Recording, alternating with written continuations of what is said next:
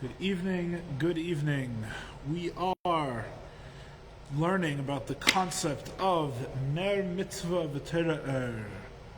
The mitzvah is the lamp and the Torah is the light. And with our lengthy discourse, with most of us behind us, we can finally understand what this means. We've been explaining that the mitzvah, Torah and mitzvahs in general, are the means by which we reveal godliness within the world, by returning the two things that deny godliness to a state of nullification within the divine. Those two things are the physical body and physicality generally as an extension, and the animal soul. The physical body seems to say that it just exists. The physicality says it seems to deny Hashem by the brute fact of its existence, so to speak. Good evening, good evening. And the animal soul, of course, has its own retzenos, has its own will, has its own desires, apart from the desires of Hashem. What's the function of Torah and mitzvahs? It is to transform these two things into vessels for expressions of the divine. That's what Torah and mitzvahs are for. Torah and mitzvahs are here in order to take the something and return it back to nothing, the thing that has become separate from Hashem, so to speak, and return it back to a state of nullification, which is the true nature of all creations. All creations, as we learned at great length, in truth, are nullified to Hashem, are nullified within godliness, to the extent that Hashem is just as alone, God is just as alone and unchanged as he was before the 6 days of creation. None of the existences actually make any difference. The function of Torah and mitzvahs is to remind those existences of that fact, is to reveal the truth, reveal the inner truth of the physical reality and the animal reality, which is that everything is nullified to godliness. And we explained that this has to be done with joy, because joy and bittul are in fact the same thing. Joy and nullification within the divine are synonymous. The ability to not feel oneself, to step away from, to step back from one's animal desires and animal perceptions, and say it's not about me, it's about someone else, it's about Hashem. This is a true step in the service of God. And the very ability to do that is the greatest freedom and the greatest joy, the greatest openness, the greatest emancipation from our limitations. And so the joy is not an optional aspect of Torah and mitzvahs, but in fact joy has to be brought to each and everything, because the whole goal, in a sense, of Torah and mitzvahs is joy. The whole goal is bittul, is a state of nullification within the divine. Last week, we began to explain the idea that the Torah is the mashal kadmoni. It is the primordial metaphor, the primordial parable, which is the idea, as we explained at length last week, that the Torah is an extension of the divine, but it's also something else. It conceals, but it also reveals the divine. In fact, it reveals through concealing, which is really what a metaphor is. If someone could understand the idea itself, you wouldn't need a metaphor to explain it. But once you give someone the metaphor, which is something else, right, they are able to go to the inside of that metaphor and derive from it the original truth. So in other words, the Torah is an expression of of godliness itself, of the Ein Sof, right, in a lower place, in a different place. The Torah is the something else that is one and is totally and is conveying the Ein Sof, the Kadmone Shel Olam, the ancient of all worlds. And the Torah is able to convey that reality. In other words, the Torah how is the Torah able to nullify the gashmias, the physical world, and the ritzenos, the will of the animal soul? The answer is why is the Torah able to nullify them? Because the Torah conveys within it godliness itself. Anan nafshi ksavis yavis. Hashem says in Anochi, the first word of the Ten Commandments, I've written myself down and given myself over. Wherever the Torah is, when the world becomes an extension of the Torah, right? When you take the doorpost with no mezuzah and you turn it into a doorpost with a mezuzah, you have taken something which seemed to be not an expression of the divine in an overt way, and you have nullified it within the plan of the divine. You have nullified it within godliness itself. And the whole idea is that a doorpost having a mezuzah is the will and the expression of the Ein Sof itself, of God Himself. So it is the light of Torah that can transform the world. And the last thing we learned in last week's class was the most important thing, as we said, which is why we spent a little time on it. It was right at the end. The most important thing that we mentioned in last week's class is that when you really want to transform something, when you want to transform darkness into light, a thing into its opposite, the only way to do this is from above. The only way to do this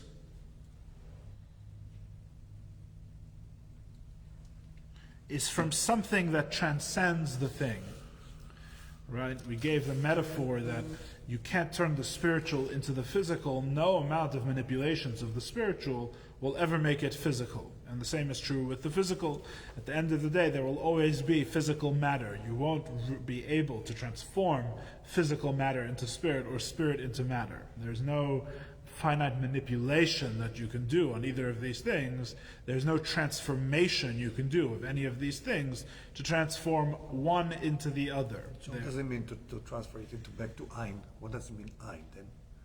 Ayin is not spiritual, it's a Gashmiistic ayin, but that's not the point either, by the way.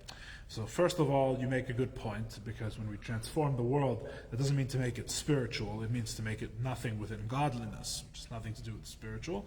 But the truth is that that's not even the point here, because we're saying that with the Torah it is possible.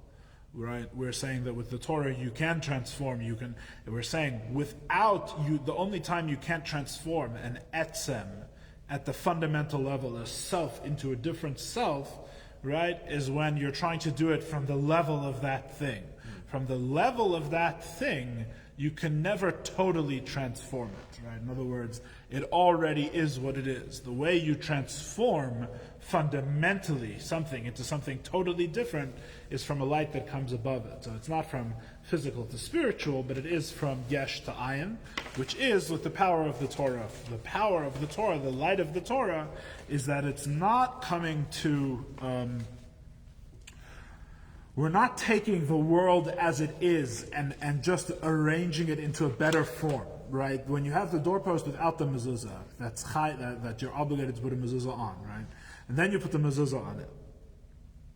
So the transformation here is not a transformation within the geder of a doorpost and a mezuzah, right? In other words,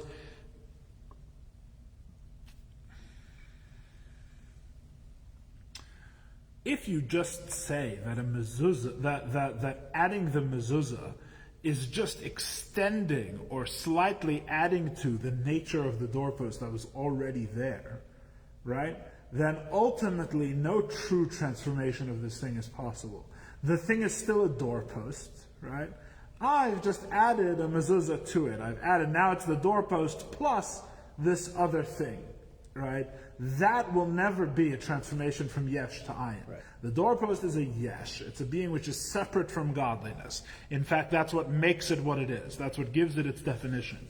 The only way you could transform this into an ayin, into a reality which is nothing within godliness, is with a light from above. In other words, it's by a total recontextualization, at the very least, of what it is. In other words, we're saying it's not a doorpost anymore. How can you say it's not a doorpost anymore when you put a mezuzah on it? Because what before was a doorpost now is an extension of the Torah's command that you should have a mezuzah.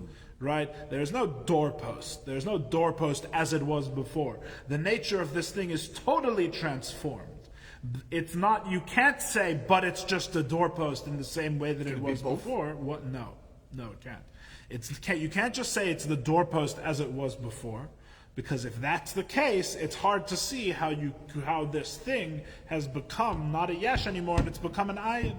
It's something like Aron Kodesh. It's with cabinet. Yeah. It's Aron Kodesh. Correct. In other words, it's like you learn in Tanya. If you have if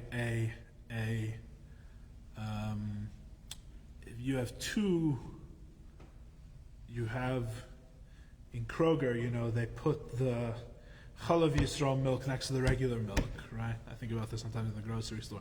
Grocery store is a good time for contemplation on godly concepts, by the way. It's a good place. It's a good place for it, I find, in general. That's Next to the chocolate.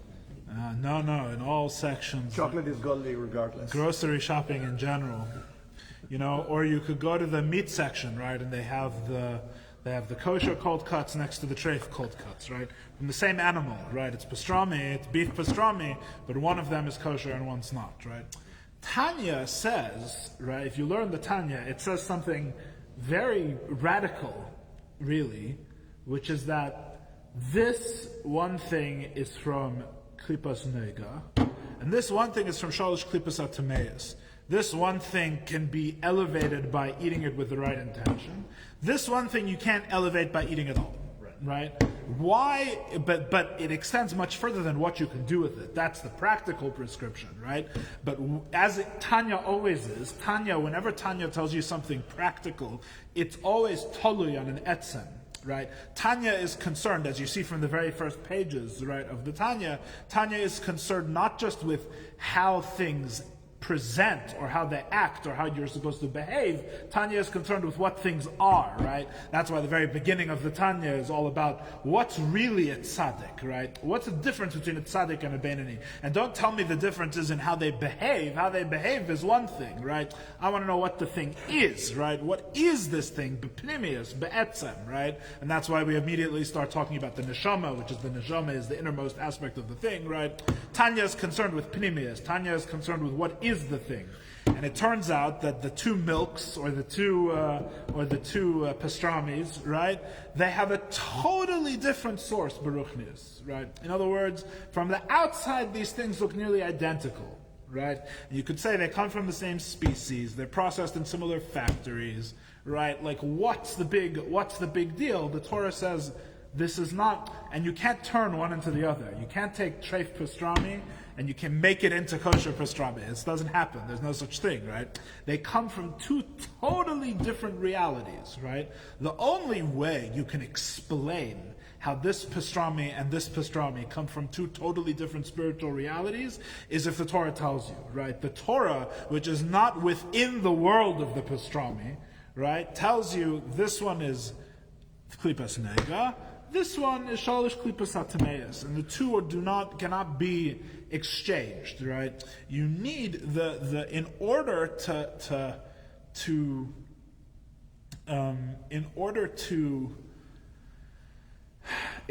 transform the world, you have to have a perspective that's far beyond it, right? I'll give you a different example.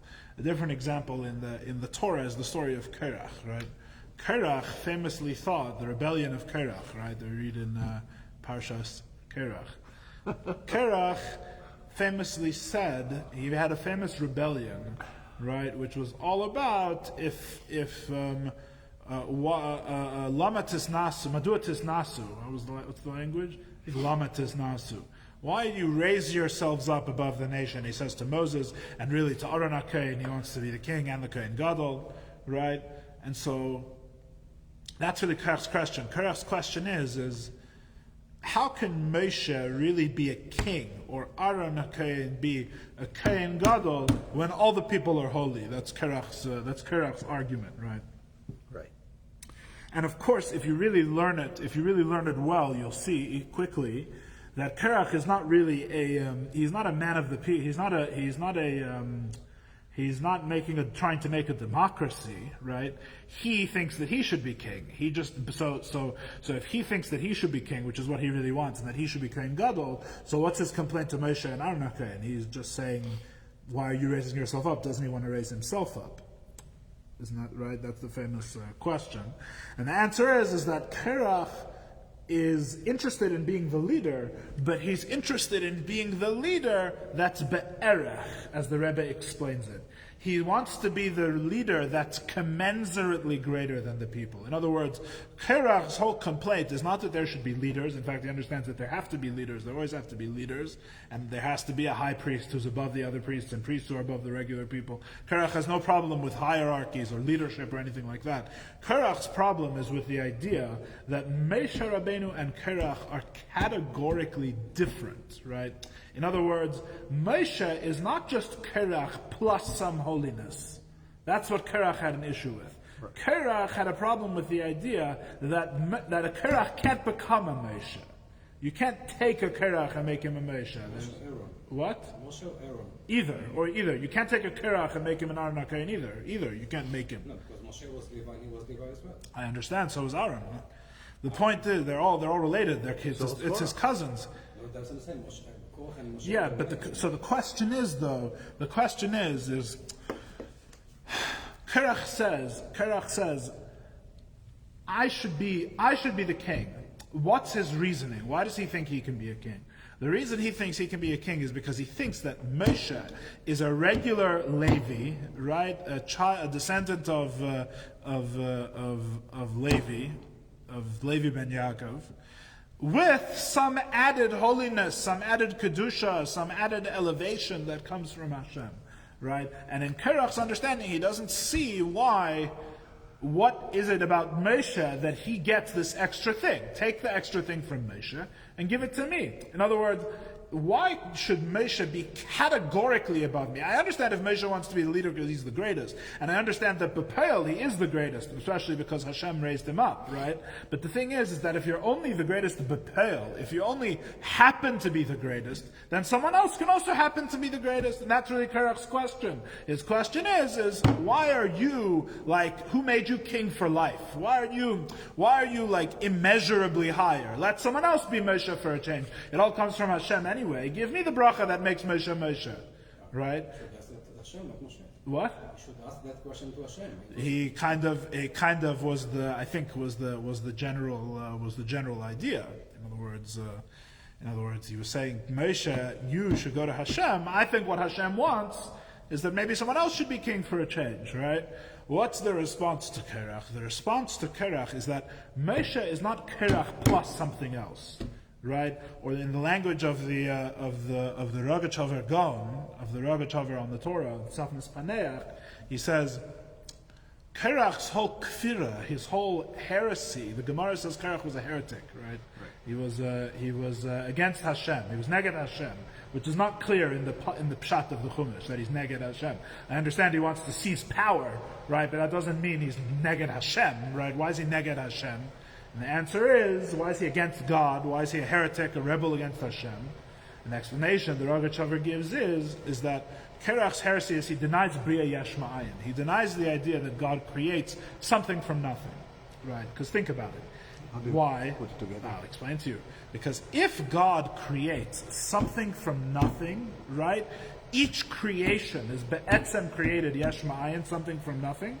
Then even though on the outside creations can seem to have similarities one to one another, on the inside and in truth, the truth is that God can make them totally 100% different one from the other. In essence. Right? In essence. In other words, it looks on the outside like Korach says, I have 2 eyes, Moshe has 2 eyes. I have 2 hands, he has 2 hands. He's a descendant of Levi, I'm a descendant of Levi.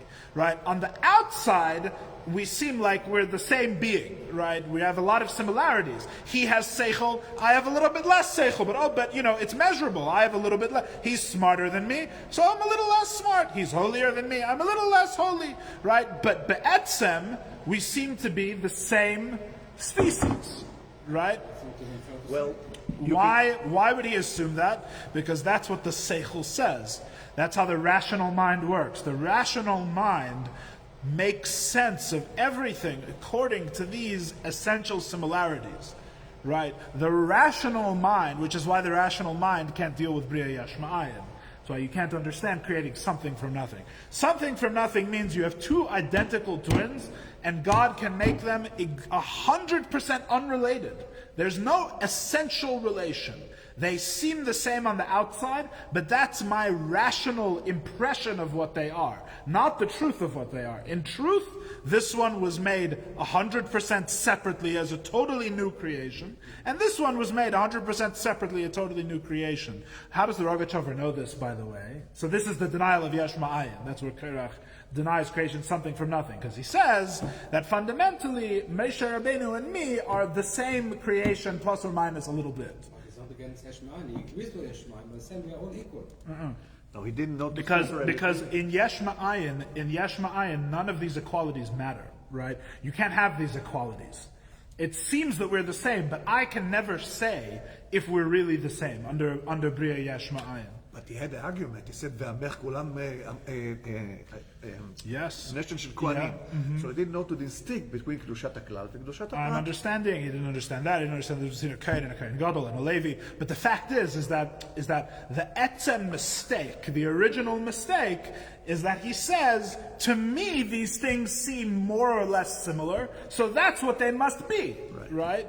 Whereas in the religion of Judaism, we take what God says the thing is, and that's what it is. If God says Moshe is Moshe, Korach can work for 1 billion years, 1 trillion years and refine himself. He can never become a Moshe. He's be'etzem, a separate creation. And he didn't accept. What? And this he didn't accept. Of course Korach didn't accept. No, because it's an argument that I don't understand. Like even you take twins. Yeah. One can run marathon and the other one cannot. So they're not equal. No. Korach wasn't saying they're 100% equal. Korach knows he's different from Moshe. Right. He's not saying I'm the same as Moshe. He's saying that Moshe and I could become a Moshe, and Moshe could become a me. Since we're all different, as you said, I mean, one could be smarter than the other. Yeah. One cannot replace the other. But the thing is that he's saying something a little more subtle. He's not saying he's smarter than Moshe. Moshe's smarter, right? He's saying but being smarter is no reason to treat someone like a Moshe Rabbeinu. If you have, Moshe Rabbeinu is not the smartest leader, right? As you can see in modern American society, right? We have a true democracy. No one believes anyone is better than anybody else, right? Which is maybe it's a good thing. Right? We have a very Korach influenced reality, which is fine. It's not that there's worse things. We could have a Meraglim influenced reality. It's a different story. Whatever. This idea of Korach, so you could read about this. I read something when I was a kid, even from Tzvi Freeman, I think, on Chabad.org on this related topic about how he's very fond of Korach, right? Because he was a hippie back in the 60s, and to him, the hippies and Korach, it's all the same. It's all Korach. What's Korach other than peace, love, and understanding? Everyone's holy, everyone's good, free love, right? It's the same, and the Rebbe has sichos connecting to this idea a little bit. Whatever, it's a whole concept of Korach. We could have a whole class just on Korach. So the what was I saying? So the idea is Korach agrees that there's differences. He agrees that Moshe is smarter, I'm dumber. It's more subtle. He's saying, like in modern American society, you have the smartest man is never shaloi be'erech, greater than me. There's nothing sacred in American society, really. Maybe the Constitution, I don't know. But even that, it's only sacred as a convention. There's no seichel behind it, really, right? As everybody suddenly discovers when they want to change it, right, and go against it, then all of a sudden they don't care, right? The idea that Moshe Rabbeinu is actually sacred, right? You know what it means sacred? Kadosh umuvdal, right? Moshe Rabbeinu is different. Everybody else, my neighbor's a schmuck, I don't like this guy. This guy's not as smart as me. That guy's smarter than me, but I don't like him because he's arrogant, right? This is all one level. Then there's Moshe Rabbeinu. Moshe Rabbeinu is something else. Moshe Rabbeinu is a representative of God, and al tigu b'mashichai, right? Don't touch the anointed one of God, right? The anointed one of God, this is not something that's up for debate. This is not something that's up for comparison. This is not something that's up for questioning, for a vote, right? This whole concept, where does the concept come from? That everything is up for discussion and everything is up for a vote. It comes from the idea that these realities are in some sense be'erech. These realities are in some sense comparable. right? Korach says, Moshe is 80 times smarter than I am. But to treat him like he's God, right? To treat him like he's God is a whole separate issue, right? He's smarter than me, but this much respect, this much obedience, right? There's really more to the story, because Korach makes his claim specifically because the Meraglim's claim was rejected. The two things are connected one to the other. Moshe, in a way, Korach's rebellion is sort of Moshe's fault. Not in the sense of that Moshe deserves it or Korach is right, but in the sense that it's Moshe's response to the spies that makes Korach rebel, as famously explained in the Rebbe's two sichos in Sichos Chelek Daled, the fourth volume of the Rebbe's talks. The Rebbe explains how the Meraglim were the opposite. The Meraglim had the opposite issue. They said, the land and the desert are so different that we can never transform one into the other, right? We could never conquer the land. The land and the desert are so different that their different natures compel God. The God who waged war for us in the desert can't wage war for us in Eretz Yisrael, right? That was the Meraglim's claim. And Moshe Rabbeinu told them, don't tell God what's possible. God can do anything, right? God can go to the place of nature, and even there He can help you in the war. Right? He can help you in wars even with no miracles, right? Hashem's hashgacha is of miracle and nature alike. It's in the desert, it's in the land, it's 100% equal, right? So when Korach heard that, he said, God can do anything. God's hashgacha is on everything 100% equal. The desert and the land make no difference to him. So I don't understand, if the desert and the land make no difference to him, why should Moshe and Korach make any difference to him? That was his rebellion, right? And he was also wrong. It's a subtle thing. They're both wrong. The Meraglim and Korach are both wrong. The Meraglim are saying that God is compelled by natures within the world, which is be'etzem an inyan of, in a sense, of Avodah Zara, a little bit. Was their failing was a little bit idolatrous. And Korach's failing is the denial of Yesh Ma'ayin, is the denial of something from nothing. And they're both wrong. Anyway, this is all way far afield. This is very similar to the concept that we're discussing, that the Torah, it takes the Torah to transform, right, an etzem into an etzem. A Korach by himself can never become a Moshe, right? The only reason Moshe is because it's Hashem's will, right? So too, Yesh into Ayin. A Yesh can never become an Ayin. The only way Yesh can become an Ayin is because it's Hashem's will, is because that's the will of Hashem, as explained in the Torah. So it takes, Still there is a difference.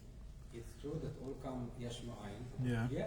Both make the difference. One is better than the other, even though they both come from nothing. It's the similarities that the question is on, not the difference. The question is, Yesh Ma'ayin, you assume everything's different, because what would be the kesher between them, right?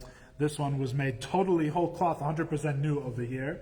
This one was made 100% new over here, right? The question is not on the differences. You would assume everything would be different. The real mystery of Yesh Ma'ayin is that everything is appears to be so not different. Every one of these chairs seems exactly the same, right? No, that's the real mystery. They're different. They're all made Yesh out of nothing, but they're different. Oh, and the truth is that in the modern world, we don't really view them as fundamentally different. It's funny you say that. Really, we don't. Oh, right? Look at the DNA. Even the DNA is different. Yeah, the DNA is different, but it's still DNA, right? So one day soon with CRISPR, we'll be able to turn one into the other, right? So how different can anything really be? This is called the crisis of modernity. That everything is be'etzem the same, right? It's just everything is just a variation on the same fundamental building blocks, right? And it goes even further, really, even into physics, which is totally quantified, where everything's numbers, and the whole inyan of... for the moment. But the whole difference is that everything is quantified, right? In ancient science, everything was done by echus. They lived in a Meraglim world. Nowadays, everything's done by kamus. Everything's done by quantity, right? What's the idea that space is measured by numbers, right? It used to be once upon a time space wasn't really measured by numbers, right?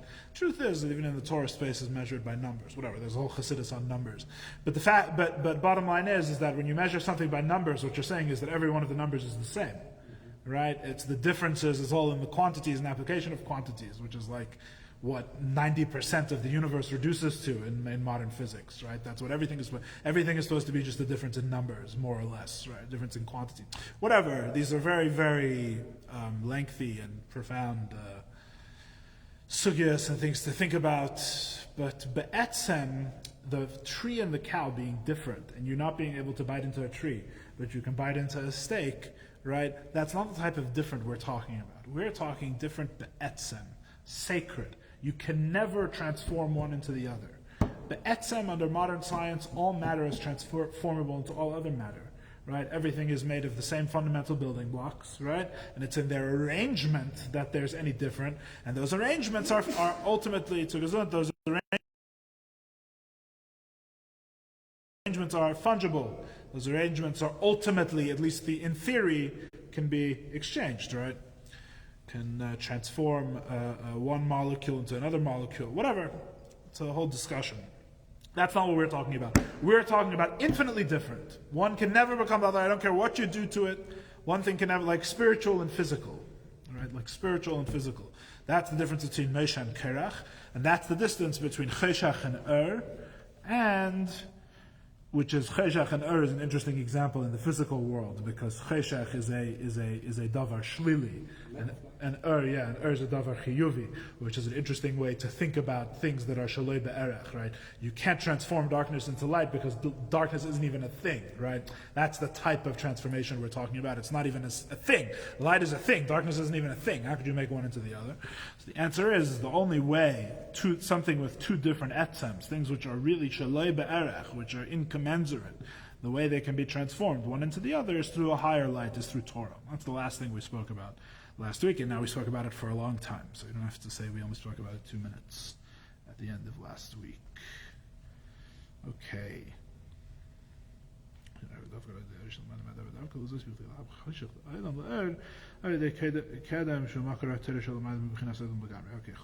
Okay. We are 1, 2, 3, 4, 5, 6, 7, 8 lines down on page Mem Vav. The line starts Elam. לגמרי חולו. Vidal. We're now on Vizehu. Yeah, we are 4 words into that line that starts Elam, Vizehu. Vizehu, Shamin Keteres Yismach Leiv. This is the idea that oil and incense gladden the heart, which is a verse that we already cited before. Now we're going to continue explaining it. The Keteres, who Allah Midemim, the Yud Aleph Samamanei Keteres Kulam Demim. This, the keteres, the incense, is the elevation from domim, from the inanimate, because the 11 spices of the keteres were all inanimate objects. Now you may object because some of the, at least one I think from the keteres actually is animal-based, but the Rebbe is actually going to explain that in a second, so let's keep going. The keteres is all inanimate, right? It's not coming from animals or plants or people. And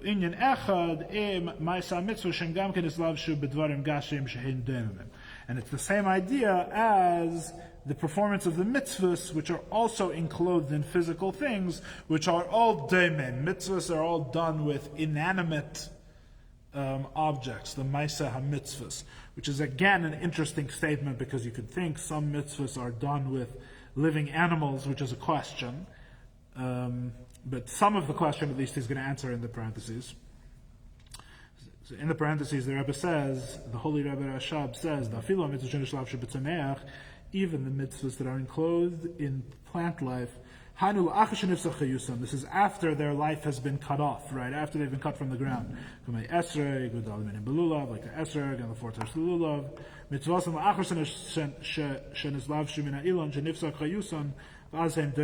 mitzvahs after they've been separated from the tree, and their vitality has been cut off, and then they're in the state of a domen, they're in the state of an inanimate object. In other words, the Rebbe is saying that the keteres, the idea of the incense, it says, oil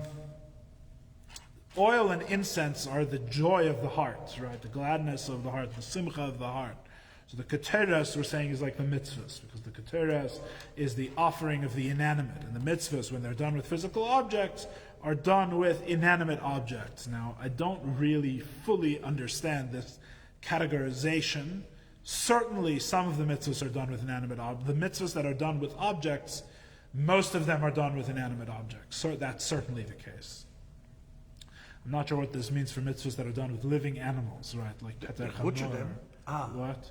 No, well, if they butcher them, then they become demim, like the plants that we're saying, right? The plants, the plants become inanimate, right? The plants become inanimate because they're cut off from their life source. So too, if you shecht an animal, right, to bring a korban, pidyon haben, sure, exactly. Okay, on the fertile. It's specifically through the keteras, the incense, which are the mitzvahs, that the heart is gladdened. Which means, what do we mean the heart is gladdened, right? We're not discussing a feeling. What's the heart is gladdened? Shemer b'chinas pnimius or insof. The inner aspect of the infinite light of God shines, Baruch Hu, shebechinas v'Torah which is what we were discussing, v'Torah the light of the Torah. By doing mitzvahs with physical objects, what do? You reveal, you realign the world with the true reality of everything, which is that the only reality is Hashem. So you can be as happy as you can, and you don't even know it. Yeah. As joyous, though, you should say. Joyous, yes. The truth is that the English words are nearly completely useless, and when you give a class about these things in English, half of the class is just bevorning. You know what bevorning means? I'm all for changing. Into Hebrew, I know. You know what bevorning means? No. Bevorning means, I don't know how you say in Hebrew. Bevorning is a Yiddish word. To bevorn in English is to preempt. I don't know how you say it in Hebrew. Bevorning is when you answer questions that haven't been asked yet. That's what bevorning is. Forewarning, preempting the question. So when you give a class on this in English, possibly in Hebrew as well, I'm not sure, Ronnie. I don't want to upset anyone. Try. You have to spend most of the time. Bevorning what people think the words happiness and joy mean, etc. And that's what most of the class is. And you come away totally confused because everyone that gives a different class defines all the words in English differently. It's a huge mess. Long story short. It's always a possibility. Okay, let's do another parenthesis. The Efshar Loimar, I think, Shemen hu b'chinas chachmas stima, v'hu makar atera. That we can also posit, it's possible to say, that oil is the chachmas stima, which is the source of the Torah, the Chachma Stima, the hidden Chachma. Whatever that means for now, we'll leave it, right? Oil is often in Pnimius HaTorah is often referred to as wisdom, as Chachma, is oil, right? There's multiple reasons why. The oil is concealed within the olive; it has to be crushed to bring it out. The oil both floats above, but also penetrates within the thing, right? In Pnimius HaTorah itself, there's two levels. There's Razin and Razin de Razin. The regular secrets of the Torah are compared to wine. The deepest secrets are compared to oil. It's a whole thing. So wisdom is often compared to oil. V'zeh inyan v'Torah, which is connected to our Maimer, because you have to remember our Maimer is Chanukah Maimer, right? It's all about oil. V'zeh inyan v'Torah shenasa hala de keteres. This is the light of the Torah that is accomplished through the offering of the keteres, right? The verse didn't just mention incense; it also mentioned oil, right? So the oil is the light of the Torah, which is accomplished through the incense. Oil and incense are the Torah and mitzvahs. Oil is the Torah. Chachmas Dima, the source of the Torah, and the Keteres, which offers the inanimate objects up to Hashem, is the mitzvahs. We should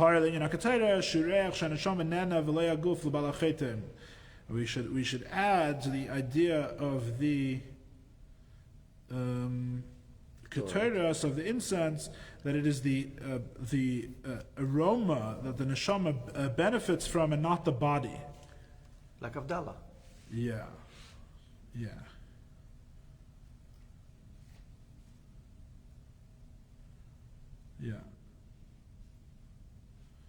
Okay, I'm not sure what that means.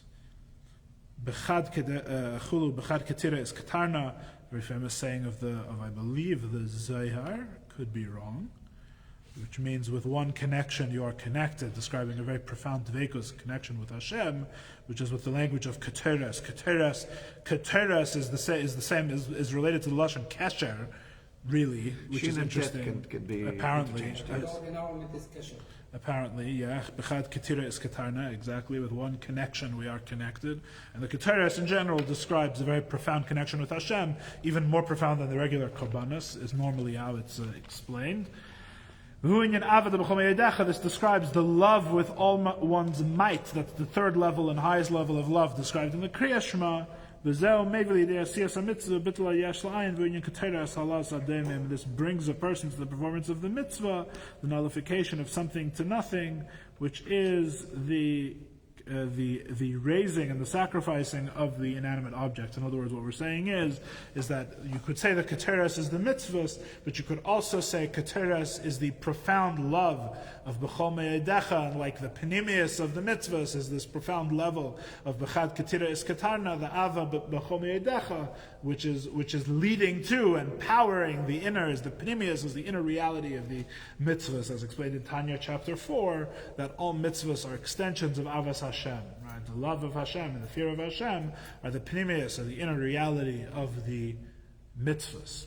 So, this parentheses, in short, number one, we explained that oil refers to Torah at a very profound level, Chochmas Dima, the hidden source of Torah. And we also explained that there's a deeper pirush in Keteres.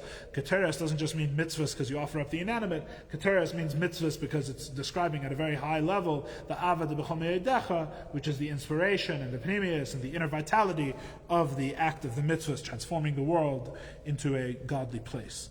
This is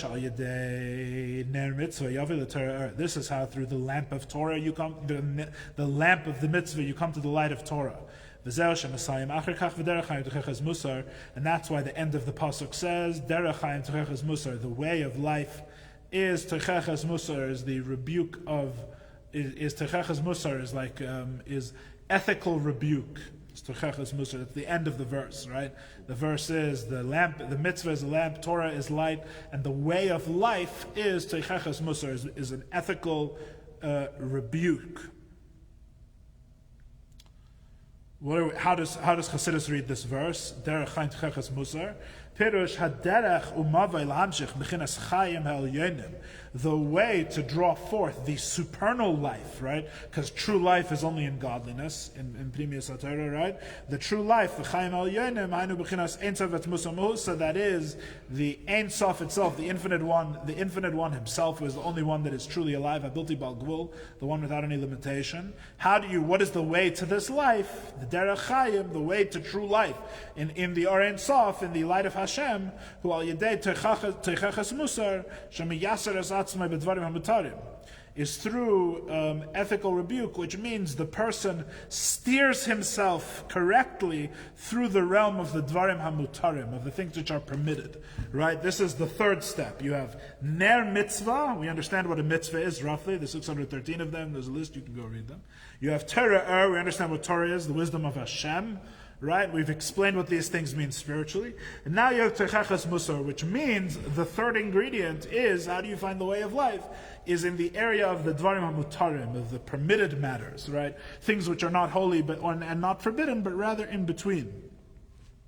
So in this case, this is the kosher pastrami. This is the realm of the kosher pastrami we were talking about before. Kosher pastrami is not a mitzvah, and it's not a sin. It is something in between. It depends how you use it. Right? Sha'ikar hu mishpat. The main thing in this is mishpat, is judgment. Of mishpat utzdaka b'Yaakov ata'asisa, it says judgment and righteousness you've made in Jacob. Shekadei she'iyah ata'asisa, in order that it should be ata'asisa, you have made. So you have made. Whenever you call God you, it means He's present, as if you're speaking to Him in the second person, which means He's in a state of revelation. So ata'asisa actually means, according to Chassidus, the revelation of Ein Sof here below. Right? You have made ata, right? Which means you have revealed yourself to us here. Right? Zeu al yedei mishpat utzdaka. This is through judgment and righteousness. Hamishpat b'tzdaka sheyish b'das atzma b'darim hamutarim. This means a person who judges themselves righteously, that they should judge well regarding permitted matters. She'enam behechrach lei, that are not obligated that are not an obligation for him. A person should control themselves and be very distant from the pleasures of humankind and from the pleasures of this world. You should only participate in the pleasures of this world to the extent it is necessary. And even this only for the sake of heaven, right? Like the famous Hayom, which says about when people used to come to meet the Alter Rebbe, they used to spend a very long time before they even met the Alter Rebbe, training themselves to view permitted things as unnecessary. Right? This was key to the becoming a chassid in the times of the Alter Rebbe, was to view the permitted as unnecessary. What is permitted is unnecessary. Right? Is key to the whole... There's no gray line, it's either or. Correct. If it's only in the realm of the permitted, it's not something that I need. Right? Because everything that you need is actually in the Torah an obligation, is the truth, right? So in the realm of the mutarim, in terms of pastrami, you're only supposed to have that which is necessary to use l'shem shemayim. A person should sanctify themselves in what is permitted, as the Torah says. As the Rebbe notes, in fact, this is a mitzvah, a Torah mitzvah. Is written in Tanu chapter 29. It's a question. The whole question is what that mitzvah means. Right? Is the whole idea of kadesh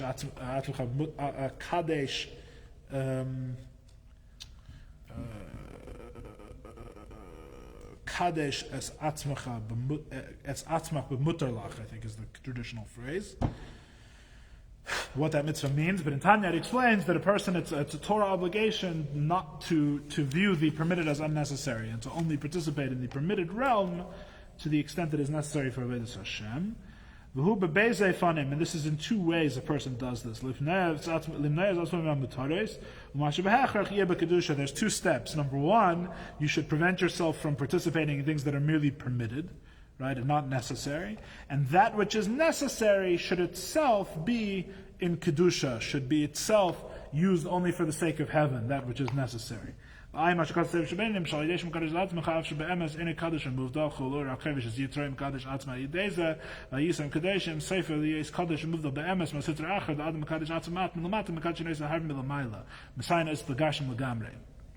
It's a parenthetical statement from the Rebbe Rashab. See in Tanya that through a person sanctifying themselves, right? A person could say, the word mekadesh comes from kadosh and muvdal, right? It's separate, right? I could say that by sanctifying myself in the permitted, I don't see really how I'm making myself holy. All I'm doing is I'm trying to control my evil inclination, right? Which seems like a very lowly thing, because I'm just concerned with the very lowly desires of my animal soul. What's the holiness in that? And the Rebbe Rashab explains, quoting Tanya, that of course, if a person sanctifies themselves and separates themselves from the things they don't need, God helps them from above and helps them actually become truly separate from the Sitra Achra. It says, a person sanctifies themselves a little from below, they are sanctified greatly from above, and he is helped to separate from unholiness entirely. In other words, a person could say, what's the point of even trying to do this? This is very, very difficult, and it's not even going to make me holy at the end, it's just going to make me not as coarse. And the answer is that God will help you. You take the first step, and Hashem helps raise a person up who puts in this effort. This is what we,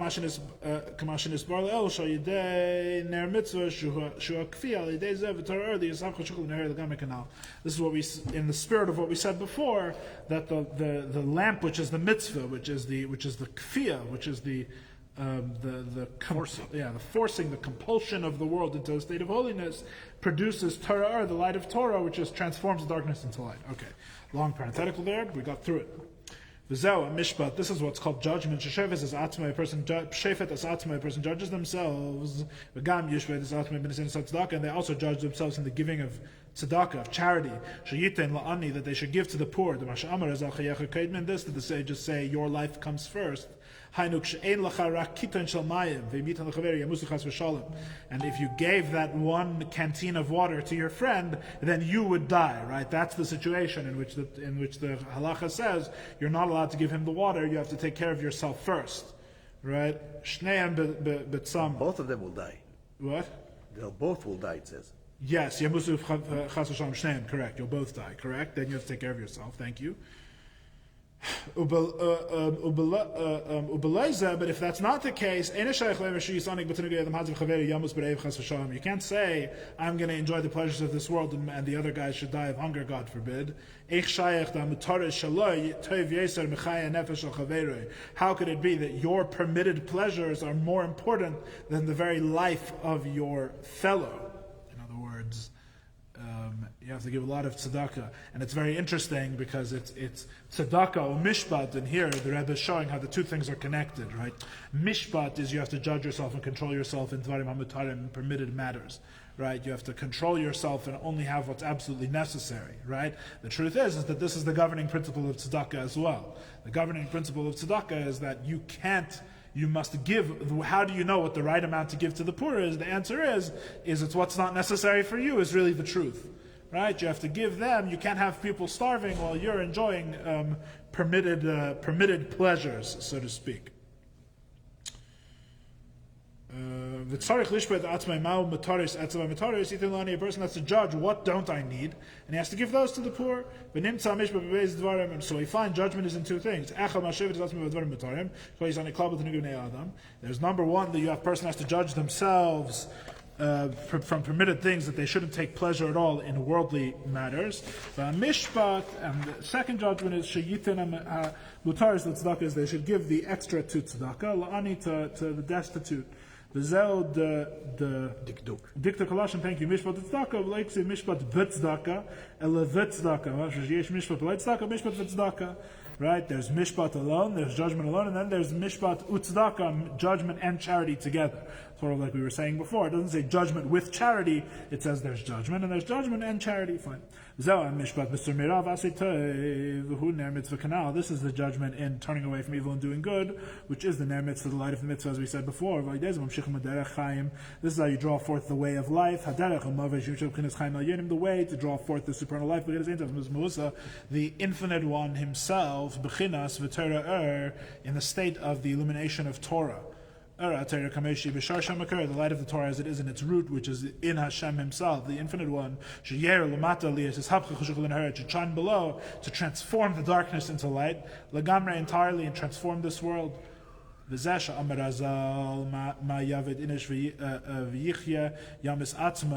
is what the sages say. What should a person do in order to live? He should kill himself.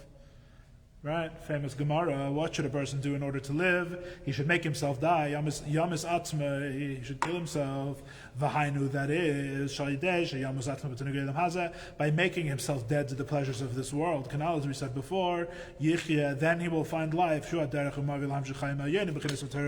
is the way of drawing forth the light of the heaven, which is through Torah. If we put together the whole of tonight's class, what have we basically said? We've basically said something we said earlier in the Maimer, which is that there's no halfways with the revelation of godliness, right? If a person is still alive to Tanugah Elam Hazeh, they're not getting the true chayim of Oren Sof. The only way to achieve that life, which is infinitely greater, the only way a kerach could become a mesha, or a darkness could become light, or a death should become life, right, is through becoming nothing. You have to go backwards, right? Your kerach says, I'm going to make myself greater and greater and become like Mesha.